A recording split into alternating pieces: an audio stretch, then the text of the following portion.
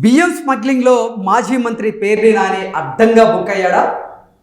పేర్ని నాని అరెస్ట్కి ఆంధ్రప్రదేశ్ ప్రభుత్వం రంగం సిద్ధం చేస్తుందా? ఇక ఈరోజు రేపో పేర్ని నాని అరెస్ట్ అవ్వడం ఖాయమా అంటే అవునని సమాధానం ఇస్తున్నారు కొంతమంది రాజకీయ విశ్లేషకులు.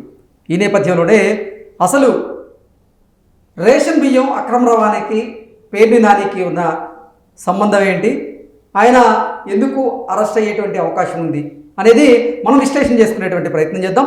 ప్రస్తుతం మనతో పాటున్నారు ప్రముఖ రాజకీయ విశ్లేషకులు, ప్రముఖ సీనియర్ జర్నలిస్ట్ సిఎస్ రావు గారు. సార్తో మాట్లాడదాం. సార్ నమస్తే. సార్ నమస్తే. మాజీ మంత్రి పేర్ని నాని గారు ఈరోజో రేపో అరెస్ట్ అయ్యేటువంటి అవకాశం ఉందని, ఇప్పటికే ఆంధ్రప్రదేశ్ ప్రభుత్వం పేర్ని నాని అరెస్ట్కి రంగం సిద్ధం చేసిందని, ఆయన బియ్యం స్మగ్లింగ్లో అడ్డంగా దొరికిపోయారు అనేటువంటి వార్తలు ఇప్పుడు సోషల్ మీడియాలో చక్కర్లు కొడుతుంది. ఏంటి సార్, పేర్ని నాని నిజంగా అరెస్ట్ అయ్యే అవకాశం ఉందా? ఆయన అక్రమ రవాణాకి అంటే బియ్యం అక్రమ రవాణాకి ఆయనకి సంబంధం ఏంటి అసలు? ఇప్పుడు ఆయన రవాణా శాఖ చేశారు.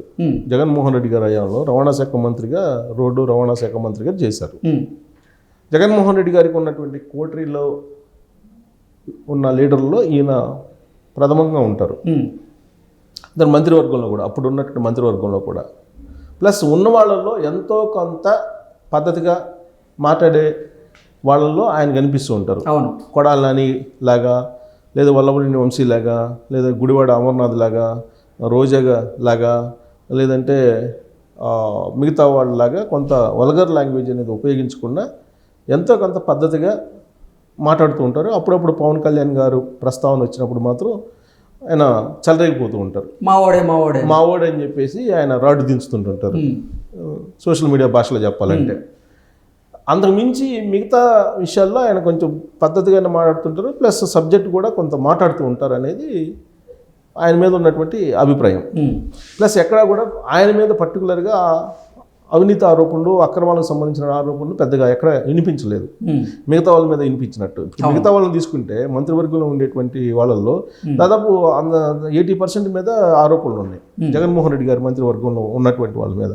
బట్ పేర్ని నానికి ఇంతవరకు ఆ అవినీతి అక్రమాలకు సంబంధించినటువంటి మచ్చలు ఎక్కడ కనిపించాల, చిన్న చిన్నవి తప్ప పెద్దగా కనిపించాల.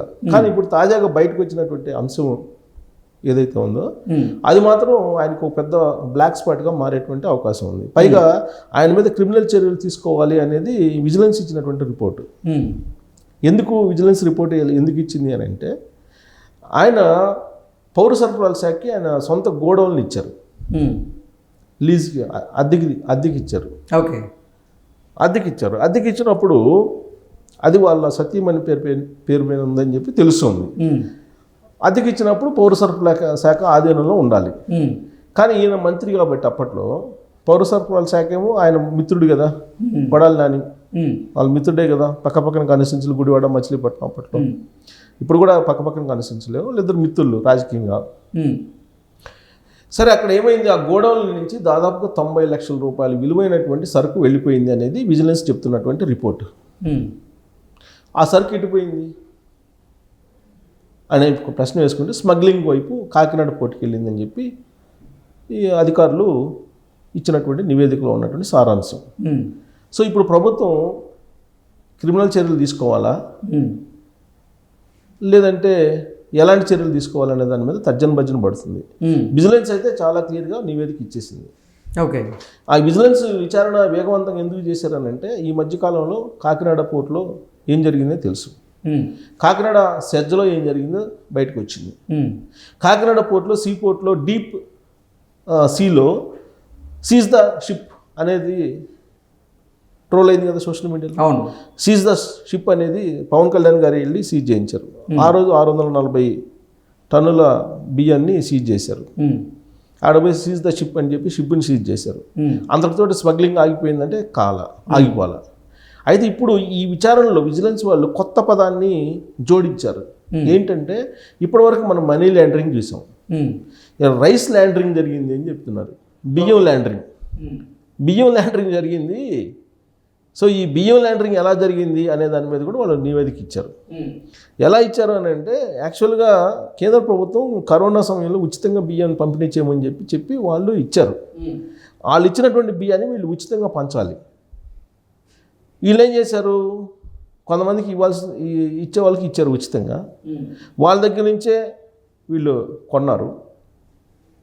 కొన్న తర్వాత దాన్ని ఏం చేశారు, మళ్ళీ దాన్ని దళారులు, మధ్యలో ఉండే దళారులు ఇచ్చారు. ఆ దళారులు ఏం చేశారు, ఒక పాయింట్ ఒక సెంట్రిక్ పాయింట్ పెట్టుకొని ఆ సెంట్రిక్ పాయింట్కి 10 రూపాయలు లాభం వేసుకొని 25 రూపాయలు అమ్మారని చెప్పి తేల్చింది విజిలెన్స్ నివేదిక. అంటే 10 రూపాయలు లబ్ధిదారుల నుంచి తీసుకొని 20 రూపాయలకి మధ్యలో దళారులకు అమ్మితే ఆ దళారు ఏం చేశాడు, తీసుకెళ్ళి దాన్ని రీసైక్లింగ్ చేసి వీళ్ళకి, ఈ కాంట్రాక్టర్స్కి, ఈ ఎగుమతిదారులకి 30 రూపాయలకు 40 రూపాయలకు అతను ఇచ్చాడు.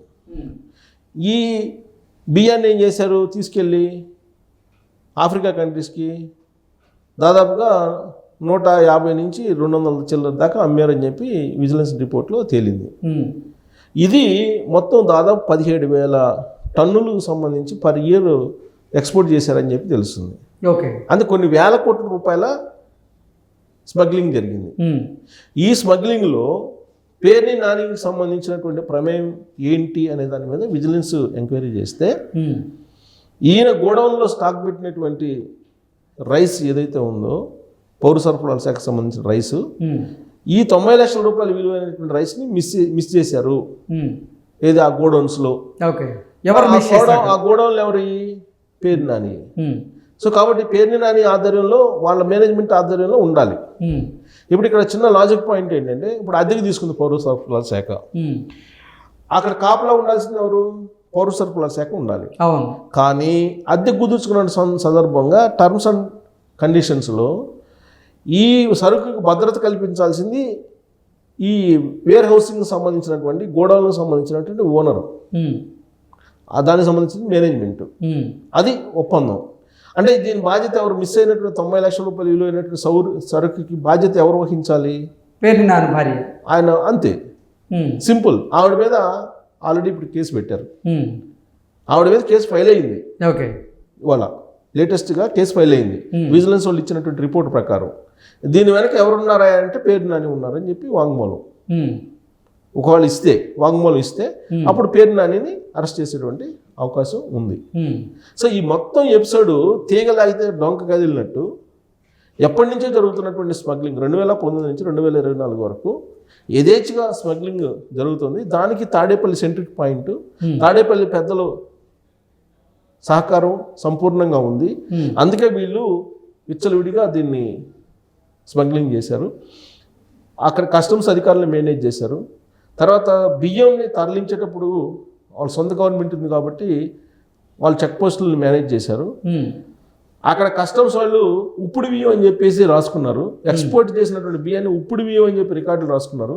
కానీ అవేమో పాలిష్ చేసినటువంటి, రీసైక్లింగ్ చేసినటువంటి బియ్యం, వాటిని తీసుకెళ్ళి ఆ 200కి 120కి 180కి అమ్మారు. అంటే ఒక కిలో వచ్చేసి ఆల్మోస్ట్ 150 రూపాయలు, 25 రూపాయలు కొన్న బియ్యాన్ని 150 రూపాయలకి అమ్మారు అంటే అసలు రూపాయికి 100 రూపాయలు లాభం అన్నట్టుగా ఉంది.